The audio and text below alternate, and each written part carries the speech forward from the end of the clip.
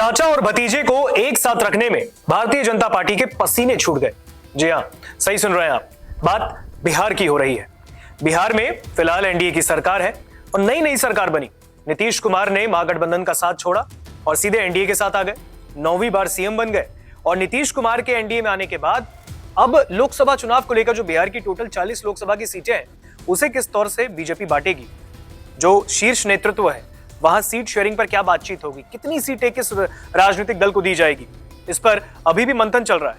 क्योंकि बिहार में अभी लोकसभा की जो सीटें हैं 40, उस पर एनडीए की जो प्रत्याशियों की लिस्ट है वो सामने नहीं आई। अभी भी सामंजस्य बैठाना बड़ा मुश्किल पड़ रहा है कि किस राजनीतिक दल को कितनी सीटें दी जाएंगी। इस बीच चाचा और भतीजे के को लेकर भारतीय जनता पार्टी के पसीने छूट गए हैं उन दोनों को साथ में रखने में, क्योंकि दोनों ऐसे नेता हैं जो कि एक ही पार्टी से अलग होकर दो अलग अलग पार्टी बना चुके हैं और अब दोनों ही चाहते हैं कि लोकसभा चुनाव में बिहार में उन्हें ज्यादा से ज्यादा सीटें एनडीए में मिले।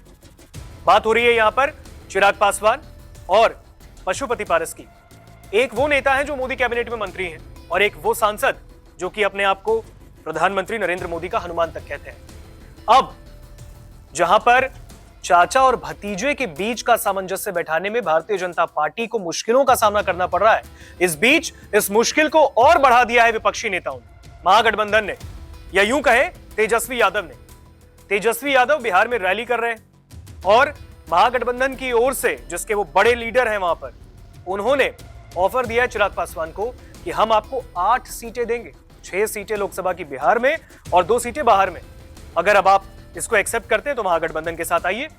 लेकिन अब अगर चिराग पासवान एनडीए को छोड़कर महागठबंधन में जाते हैं और इस ऑफर को मान लेते हैं तो फिर एनडीए को भी झटका लग सकता है, क्योंकि एक बिहार में एनडीए के तौर में, एनडीए के अंदर चिराग पासवान एक ऐसे युवा नेता है जिनका क्रेज बिहार के अंदर देखने को मिलता है। उनकी रैलियों में भीड़ कचाकच भरी रहती है, उनकी रैलियों में।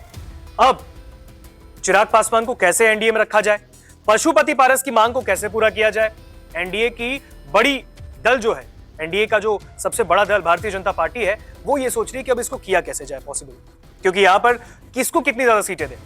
एक तरफ चिराग को ऑफर 8 सीटें हो गई, अगर वो इससे कम देते हैं तो शायद हो सकता है चिराग पासवान एनडीए का साथ छोड़ दें और एन मोमेंट पे जैसे कि नीतीश कुमार एनडीए में आए वैसे ही चिराग पासवान महागठबंधन में चले जाएंगे। क्योंकि चिराग पासवान और तेजस्वी यादव का जो याराना है, भाईचारा है, वो किसी से नहीं छिपा।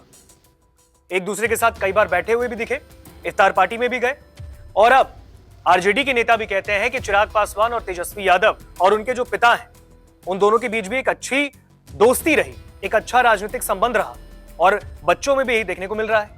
लेकिन चिराग पासवान को ऑफर तो मिल गया, अब इस ऑफर को बस उन्हें एक्सेप्ट करना है। अगर कर लेते हैं तो सीटें इतनी मिलेंगी, अगर नहीं करते हैं तो एनडीए कितनी सीटें देंगी। इस बीच एक फॉर्मूला सामने आया है जो सूत्रों के हवाले से हमें पता चला है, वो ये है कि चिराग पासवान को उनकी पार्टी लोक जनशक्ति पार्टी रामविलास को 5 लोकसभा की सीटें बीजेपी दे सकती है, एनडीए दे सकता है। इसमें टोटल जो 40 लोकसभा की सीटें बिहार में, इसमें 5 सीटें चिराग पासवान को मिल सकती हैं और 1 सीट राज्यसभा की दी जा सकती है। यह सूत्रों ने दावा किया है, ये कंफर्मेशन नहीं है, लेकिन चुनावी सरगर्मियों के बीच ये जानकारी प्राप्त हुई, हमें मिली है, जो हमने आपको बताई है। अब इस बीच अगर 2019 की बात करें, 6 सीटें मिली थी लोजपा को, उस वक्त सिर्फ वो लोक जनशक्ति पार्टी थी, अब 2 बन गई है। रामविलास पासवान के निधन के बाद दोनों ही अपने आप को रामविलास पासवान के राजनीतिक उत्तराधिकारी बताते रहे। पशुपति पारस कहते हैं कि हम उनके सही उत्तराधिकारी हैं, चिराग पासवान कहते हैं हम उनके सही उत्तराधिकारी हैं। हाजीपुर सीट को लेकर मामला फंसा है। हाजीपुर से चिराग पासवान चाहते हैं कि उनकी पार्टी का सांसद हो, वहां से कैंडिडेट उतारा जाए, लेकिन पशुपति पारस कह रहे हैं हम छोड़ेंगे नहीं। यानी इसमें अगर चिराग पासवान को साथ में रखना, एक सॉफ्ट कॉर्नर अगर बनाना है और मोदी के हनुमान को साथ में रखना है, तो फिर हाजीपुर की भी संसदीय सीट चिराग पासवान की पार्टी को दी जा सकती है। और ऐसे में एक चारा यह है कि पशुपति पारस और उनकी राष्ट्रीय लोक जनशक्ति पार्टी आरएलजेपी को समस्तीपुर से लड़ने के लिए कहा जा सकता है, जहां पर फिलहाल प्रिंस राज, चिराग पासवान के भाई और पशुपति पारस के भतीजे रामचंद्र पासवान के बेटे, वहां से सांसद हैं। अगर ये फॉर्मूला तय होता है तो एनडीए में सीट बंटवारा आसान हो सकता है, लेकिन फिलहाल वो आसान होता नहीं दिख रहा है, क्योंकि चिराग पासवान अगर एनडीए से बाहर जाते हैं तो मुश्किलें एनडीए के लिए हो सकती हैं। अगर साथ रहते हैं तो महागठबंधन में तेजस्वी यादव एक युवा नेता, उनको टक्कर देने के लिए एनडीए के पास भी एक युवा चेहरा होगा। अब क्या करेगी भारतीय जनता पार्टी, वो देखने वाली बात होगी। आप भी कमेंट सेक्शन में जरूर बताइए क्या लगता है आपको, बिहार में 40 लोकसभा सीटों में से चिराग पासवान की पार्टी को कितनी सीटें मिल सकती हैं और पशुपति पारस की पार्टी को कितनी सीटें? नमस्कार, मैं हूं मानक गुप्ता।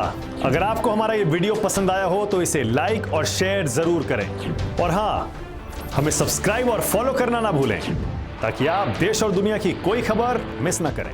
तो जुड़े रहिए हमारे साथ और देखते रहिए न्यूज़ 24।